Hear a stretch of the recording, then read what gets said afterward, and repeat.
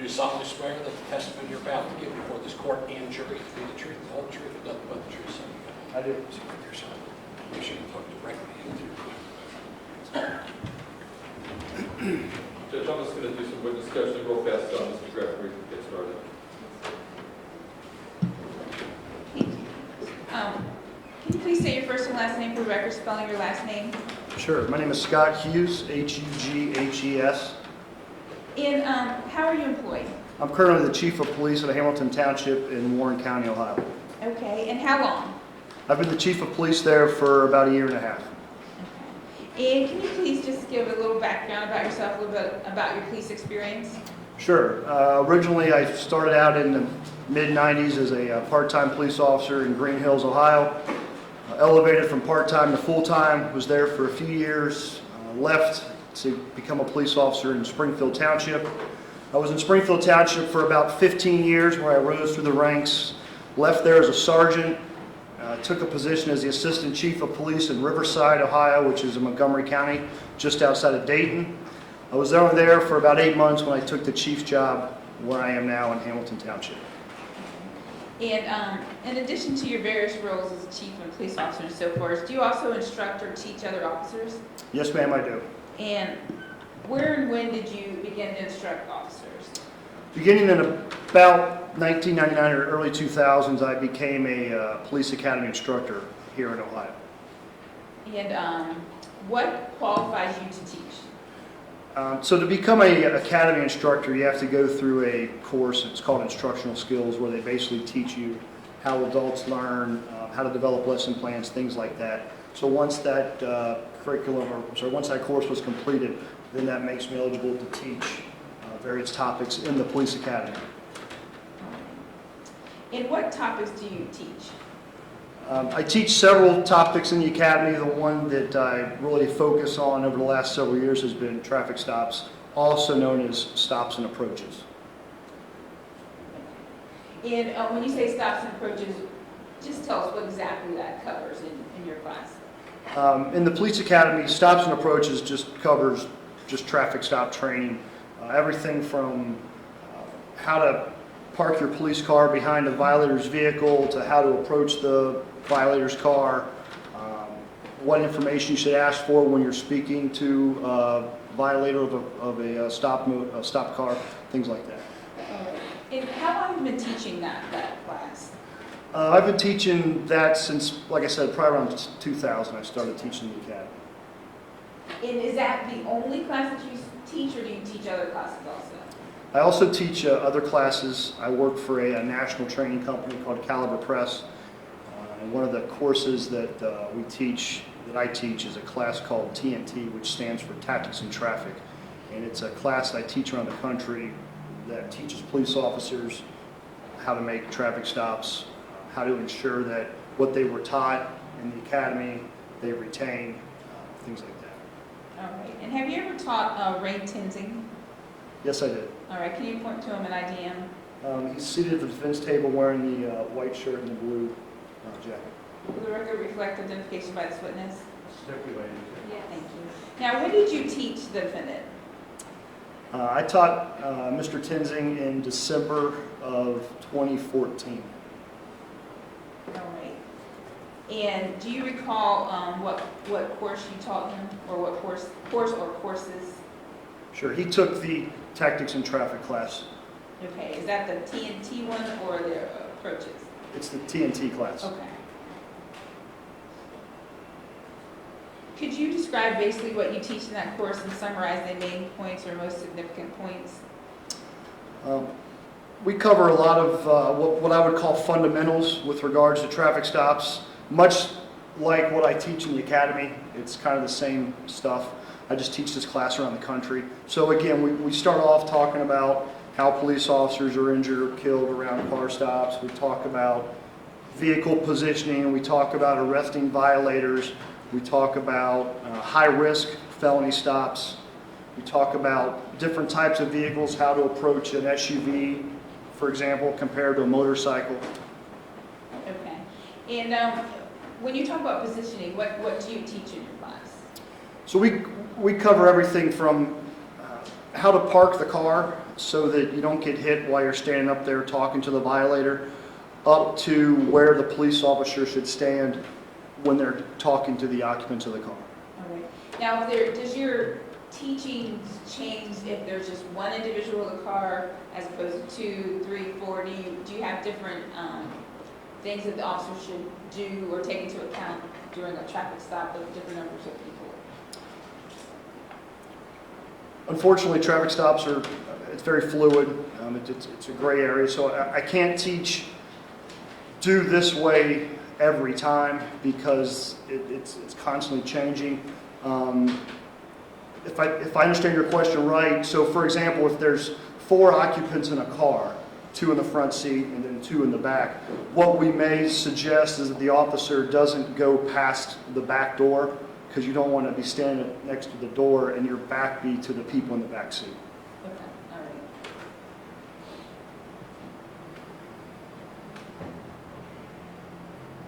Now, do you teach anything in relationship to the keys or how you tell the officers to handle a situation with someone with the keys in the car? Yeah, one of the things that we talk about is if you're going to have to get an occupant out of the car, if you're going to get them out because they need to be arrested, you need to get them out for whatever reason. And again, there's different variables that come into play depending on what it is that this person has done that has alerted you to getting him out of the car or her out of the vehicle.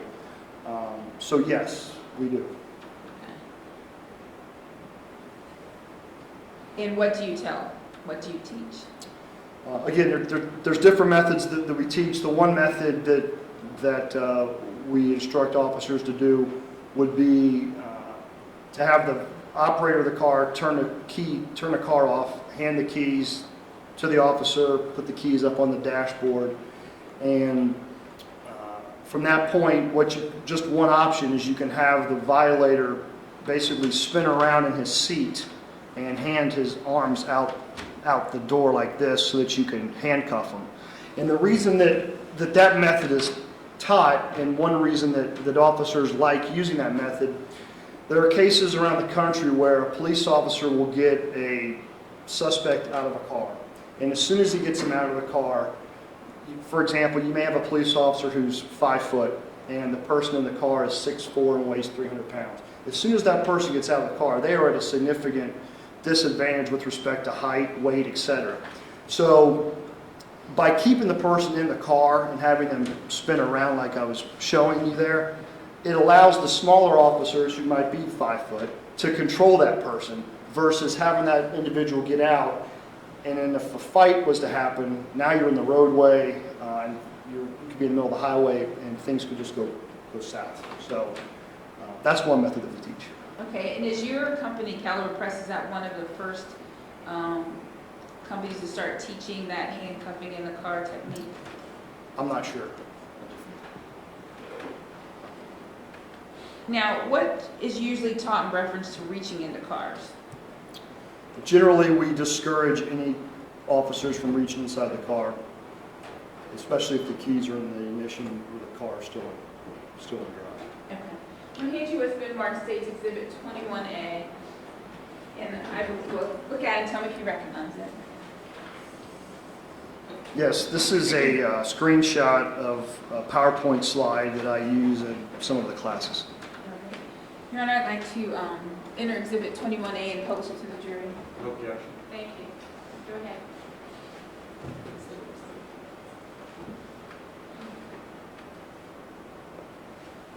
Now, Chief, is this based on a song or a commercial, I believe, correct?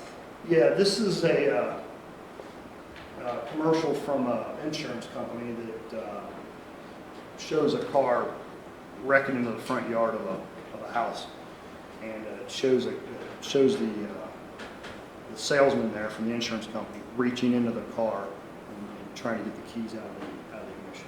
And then once that happens, that's what pops up on the slide. All right, and so you're just trying to reiterate the fact that you never want to reach into the vehicle, is that correct? Correct.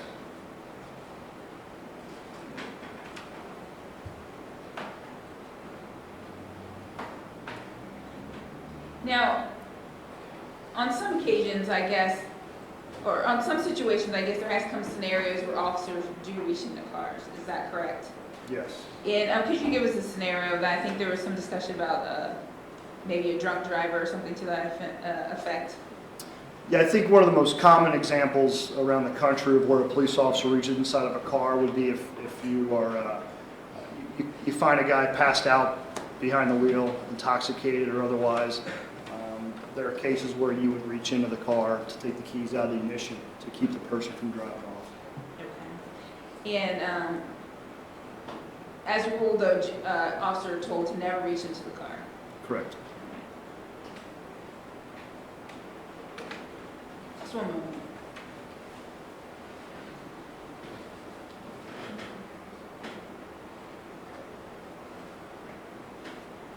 All right, thank you. I have no further questions. Mr. Graffenreid, can you remove that? Thank you. Okay, when you're ready, when she's done, go ahead, Mr. Matthews. Thank you, Your Honor. Chief Hughes, during your tenure at the Green Hills Police Department of Springfield Township, did you know Ray Kenzie? I did. And that is because you worked with him or worked alongside of him on occasion? Yes, there was a period of time where I was in Springfield Township and Ray worked in Green Hills, yes. You knew Ray then, right? Correct. Okay. As a police officer, you've been qualified to use a firearm, correct? Correct. Have you ever shot a 6-hour semi-automatic weapon? I have not. Are you familiar with semi-automatic weapon? Yes. Have you ever shot a semi-automatic weapon that had a recoil that caused you to move from where you had discharged the weapon? You ever have a recoil? Yeah, I've had a recoil, yes. Did it cause you to move feet from where you fired the gun? I don't know that I moved feet, but I know where I was aiming. The round didn't go where I was aiming. Well, I'm not talking about the round, I'm talking about you. When you discharged that weapon, did it cause you to fall back or? No. Thank you.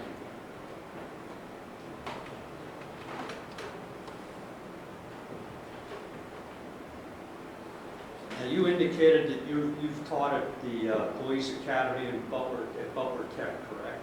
That's one of them, yes. And you teach the OPATA curriculum. Correct. Does part of that include firearms training? There is firearms training as part of the curriculum, yes, but I do not teach that. Have you undergone such training? Not to be an instructor in firearms, no. But you've been taught firearms, use of firearms, correct? Correct. Have you ever been taught to shoot to kill somebody? No. Have you ever been taught to shoot to wound somebody? No. What have you been taught? Shoot in the threat.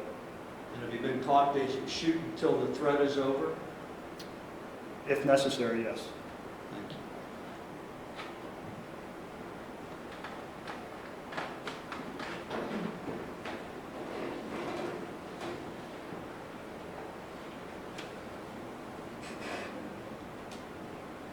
Chief, you indicated that, again, as part of your OPATA training, are you familiar with the section of the OPATA manual about stops and vehicle stops and approaches? Yes. And are you familiar with that one section where it indicates that an officer, and I believe we can agree that it's not good for an officer to ever reach into a car, correct? Correct. Are you familiar with the OPATA section that teaches that you should never reach into a car with your dominant hand? Under the old curriculum, yes. And that has since been changed? It has. What did that mean? Quite honestly, I'm not sure why that was in the curriculum. Okay, but But I'm sorry. go ahead. What I take from that is if you're going to reach into a car, that you never reach in with your dominant hand or the hand that you would hold your gun in. So it didn't absolutely prohibit reaching into a car, correct? That curriculum did not, no. And do you understand that, I think you testified that there are no absolutes in law enforcement, correct? Absolutely. Every situation is different. Correct. And would you agree with me that officers often act instinctively in situations Yes. where they don't have time to think about it, they just react? Yes.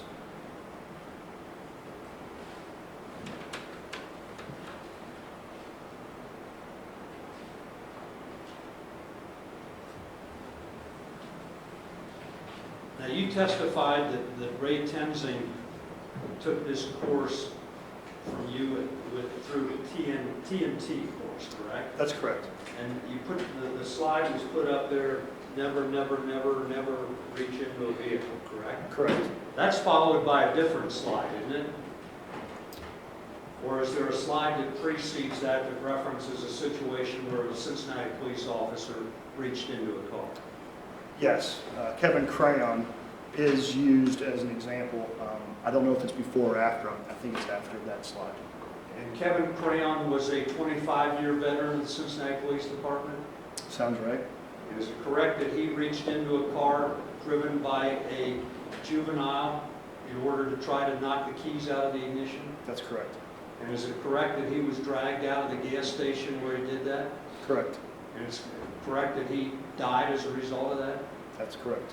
And that happens around the country periodically, does it not? It does. So officers do reach into cars, correct? They do. And is it correct that Kevin Crayon died as a result of his head being struck by the tailpipe of a passing Cadillac, as opposed to being dragged along the ground? That sounds accurate, yes. Now, you've agreed that the handcuffing in the car technique is a valid police tool, correct? Yes.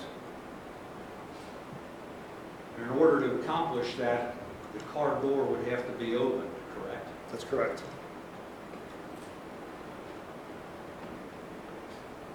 In your experience as a police officer, and I assume that during your years you were a patrol officer on the street, correct? Correct. Have you ever had a car that did not stop immediately upon you signaling it to do so?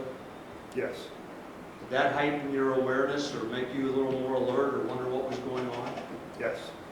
And when you approached that vehicle, have you ever been denied a driver's license?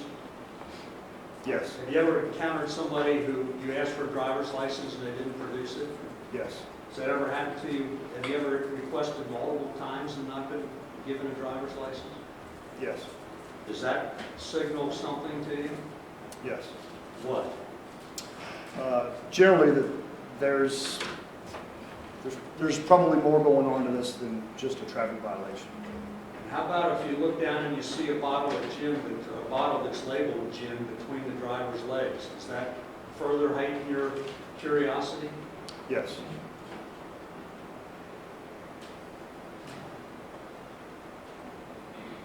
Would you at that point make a determination that perhaps I should figure out who this person is? Yes. Would you try to secure that person before you did much else? Yes. If that person took off on you, started the car and took off on you, would you feel that you became or felt as if you were attached to that vehicle in some way? Would you feel justified in saving your life? Sustained. Chief Hughes,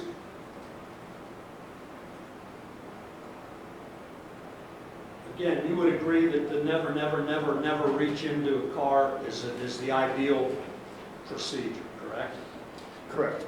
And would you agree with me that that frequently is not followed by officers? Yes, I would agree. And would you agree with me that officers around the country are dragged on a fairly regular basis because they don't follow that procedure? Yes.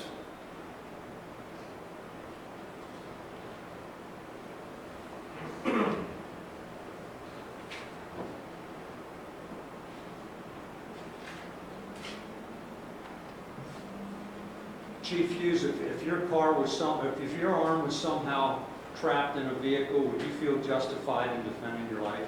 Objection, Your Honor.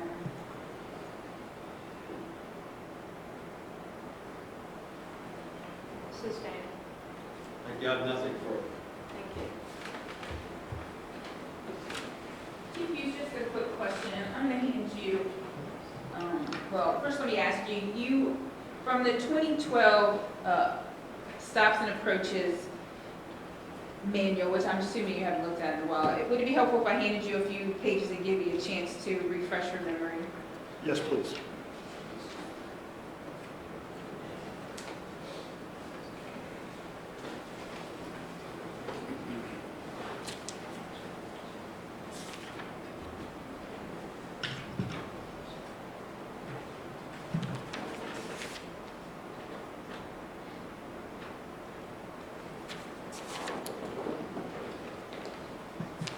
Okay. Thank you. So, Chief, on pages, I've only handed you pages 31, 46, and 50. And would you agree that on those, each one of those pages, there is a point where they tell you never to reach into the vehicle? And as the defense has pointed out, on page 31, there is something about the dominant hand. Yes, there is. All right. And seeing it in those two other locations, did that change your opinion as to what, on page 31, what that means?